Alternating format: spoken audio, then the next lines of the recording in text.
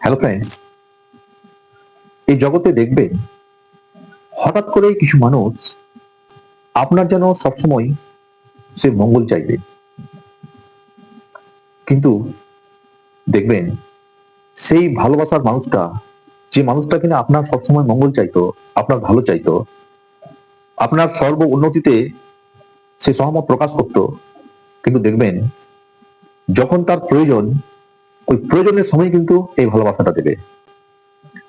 যেন সে আপনার কত দরদি, সে আপনার কত ভালো চাই, কিন্তু তার প্রয়োজন যখন মিটে যাবে, সে যখন দেখবে আর আপনাকে নিয়ে আরো কোনো প্রয়োজন নেই, তখন দেখবেন সেই ভালোবাসাটা একেবারে তলানিতে থেকে গেছে।